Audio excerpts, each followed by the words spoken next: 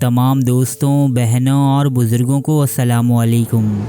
ہمیں بچپن میں ہماری بزرگ دو وحشی اقوام یاجوج و ماجوج کے واقعات سنایا کرتی تھی کہ یہ وہ سرکش اور جابر اقوام ہیں کہ جنہیں اللہ کے ایک بندے ذوالقرنین نے کاہنی دیوار کے پیچھے قید کر رکھا ہے اور عنقریب یہ دنیا میں خروج کریں گے اور یہاں فتنہ و فساد برپا کر دیں گے۔ ان کی طاقت کے آگے کسی کا زور نہیں چلے گا، حتیٰ کہ رب کائنات اس قوم میں ایک بیماری پیدا کرے گا جو تمام دنیا سے ان کا خاتمہ کر دے گی۔ تاہم دوستو، دور حاضر میں یہ باتیں بہت سی سوالات کو جنم دیتی ہیں کہ جیسے آج دنیا کا ہر چپا چپا کھنگالا جا چکا ہے، گوگل میپ کے ذریعے ایک عام انسان بھی دنیا کی تمام گوشوں کا مطالعہ کر سکتا ہے، تو پھر ہمیں آج تک حضرت ذوالقرنین علیہ السلام کی بنائی وہ عظیم دیوار کیوں نہ مل سکی؟ جبکہ روایات میں یہ بھی درج ہے کہ یاجوج و ماجوج نامی اقوام اس کثرت سے وجود رکھتی ہیں کہ یہ اہل زمین سے 10 گنا زیادہ تعداد میں ہیں۔ دوستو، آج انسان صحراؤں، برفیلے میدانوں، پہاڑوں اور جنگلات تک میں آباد ہے، تو پھر آج تک ہمارا سامنا اتنی زیادہ تعداد میں موجود یاجوج و ماجوج سے کیوں نہ ہو سکا؟ قرآن مجید کے مطابق حضرت ذوالقرنین نے سورج کو کالے پانی میں ڈوبتے ہوئے کیسے دیکھا؟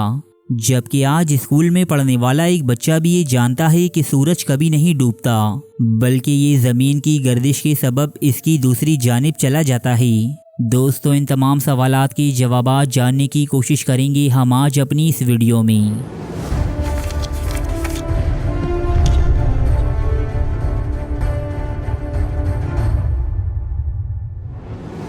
قرآن مجید کی سورہ کہف میں آیت 83 سے 93 کے درمیان ایک پراسرار شخصیت حضرت ذوالقرنین علیہ السلام اور دو سرکش و طاقتور اقوام یاجوج و ماجوج کا ذکر بیان ہوا ہے۔ صدیوں سے مختلف مورخین اور مفسرین اپنے اپنے دور میں رائج علوم کے ذریعے ان آیات مبارکہ کی تشریحات کرتے رہے ہیں۔ کسی نے ترک قوم کو یاجوج و ماجوج قرار دیا تو کسی نے منگول و تاتار کو، جبکہ کسی نے یورپی اور امریکی قوموں کو بھی یاجوج و ماجوج کہا۔ بالکل اسی طرح قرون وسطیٰ میں یونانی فاتح سکندر اعظم کو ذوالقرنین خیال کیا جاتا تھا، جبکہ بعد میں آنے والے علماء نے ایران کے شہنشاہ سائرس اعظم کو ذوالقرنین قرار دیا۔ تاہم دوستو، یہ تمام نظریات عوام الناس میں کوئی خاص مقبولیت حاصل نہ کر سکی، کیونکہ نہ تو مذکورہ اقوام کی یاجوج و ماجوج سے کوئی مطابقت ثابت ہو سکی اور نہ ہی قرآن میں موجود ذوالقرنین کی تفصیلات سکندر یا سائرس سے میل کھاتی ہیں۔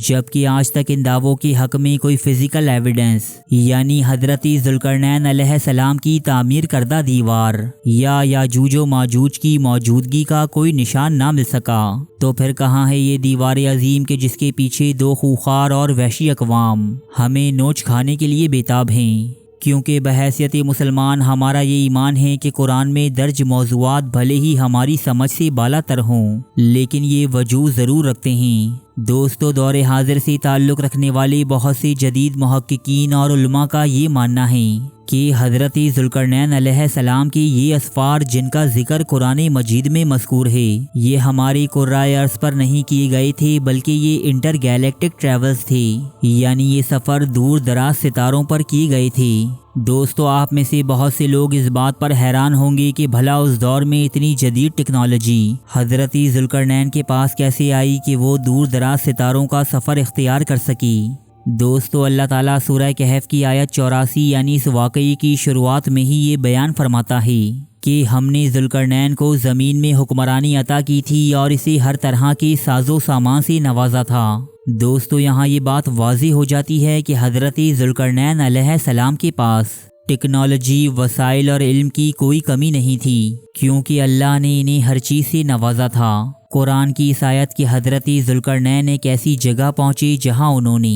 سورج کو ایک کالے پانی میں ڈوبتا ہوا پایا کی تشریح میں جدید علماء کا کہنا ہے کہ یہ ایک ایسا مقام تھا کہ جہاں سے حضرت ذوالقرنین نے ہماری کائنات میں موجود کسی بلیک ہول کا مشاہدہ کیا تھا، کیونکہ جدید سائنس کی رو سے بلیک ہول ہی وہ جگہ ہے جہاں ستارے اپنی عمر کے اختتام پر خود اپنی ہی گریوٹی کے زیر اثر ایک انجان دلدل میں ڈوب جاتے ہیں، جہاں سے واپسی کی کوئی صورت ممکن نہیں۔ قرآن مجید میں مزید ایک اور جگہ پر ستاروں کے ڈوبنے کے مقام کے بارے میں بتایا گیا ہے سورہ واقعہ کی آیت 75 میں اللہ تعالیٰ بیان فرماتا ہے، قسم ہے ستاروں کے غرق ہونے کی جگہ کی کہ اگر تمہارے پاس علم ہو تو تم جان جاؤ کہ یہ کتنی عظیم قسم ہے۔ بلا شبہ انسان آج اپنے علم کی بدولت ہی بلیک ہول جیسی اللہ کی تخلیق سے روشناس ہو پایا ہے۔ ترکی کے مشہور مصنف اسکندر تور اپنی کتاب ذوالقرنین قرآن کے مطابق خلا میں سفر کرنے والا انسان میں یہ تحریر کرتے ہیں کہ حضرت ذوالقرنین نے اپنا پہلا خلائی سفر ایک ایسے سیارے کی جانب کیا جو بلیک ہول کے انتہائی قریب تھا، اور قریب تھا کہ یہ لوگ گریوٹی کے باعث بلیک ہول میں سما جاتی۔ رب کائنات نے یہ فیصلہ حضرت ذوالقرنین علیہ السلام پر چھوڑا کہ وہ چاہیں تو انہیں بچا لیں یا چاہیں تو عذاب میں مبتلا ہونے دیں۔ حضرت ذوالقرنین نے دوسرا سفر ایک ایسے سیارے کا اختیار کیا کہ جہاں ستارے کی روشنی اور ان کے درمیان کوئی رکاوٹ موجود نہ تھی۔ جدید سائنس کی رو سے ان کے سیارے کے گرد اوزون یا آکسیجن کی کوئی لیئر موجود نہ تھی۔ دوستو، یہ ہماری زمین کے گرد لپٹی اوزون کی تہ ہی ہے جو ہمارے لیے ایک اندھیکھی اوٹ یا رکاوٹ کا کام انجام دیتی ہے، اور اسی کی وجہ سے ہم سورج کی مضر شعاؤں سے محفوظ رہ پاتے ہیں۔ حضرت ذوالقرنین نے تیسرا سفر ایک ایسے سیارے کا اختیار کیا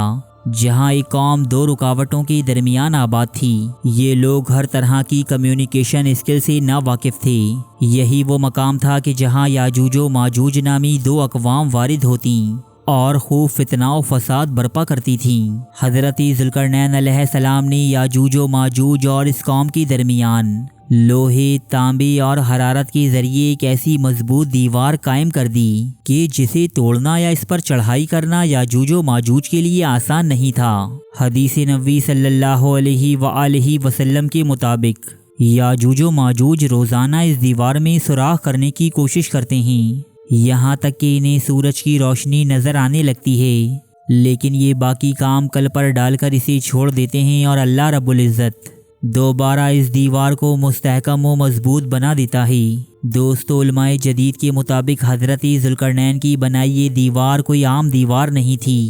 بلکہ یہ کوئی اسفیر یعنی ان کے سیارے کے گرد بنائی جانے والی وہ رکاوٹ تھی کہ جس میں سے سورج کی روشنی بھی پار نہیں ہو سکتی۔ مذکورہ نظریے پر یقین رکھنے والے افراد اسے ایک ہائی ڈینسٹی پر مبنی نیبیولا سے تشبیہ دیتے ہیں کہ جس نے یاجوج و ماجوج کے سیارے کو سختی سے جکڑ رکھا ہے۔ رب کائنات کی جانب سے ایک مقررہ وقت پر یہ قوم ان خلائی وسعتوں کو پار کرتے ہوئے دوبارہ انسانی آبادی پر مسلط ہو جائے گی۔ حضور اکرم صلی اللہ علیہ وآلہ وسلم کی ایک حدیث کے مطابق یہ تعداد میں اس قدر زیادہ ہوں گے کہ دنیا کے تمام دریاؤں کا پانی پی جائیں گے، پھر بھی ان کی پیاس نہ بجھے گی۔ دوستو، ہمارے اس قرۂ ارض پر بہتے ہوئے دریا یہ واضح نشانی ہے کہ یاجوج و ماجوج اس وقت ہماری زمین پر موجود نہیں، ورنہ یہاں موجود پانی ان کی پیاس بجھانے کے لیے ناکافی ہی رہتا۔ یہ زمین میں خوب قتل و غارت گری کریں گے، یہاں تک کہ کوئی انسان باقی نہ بچے گا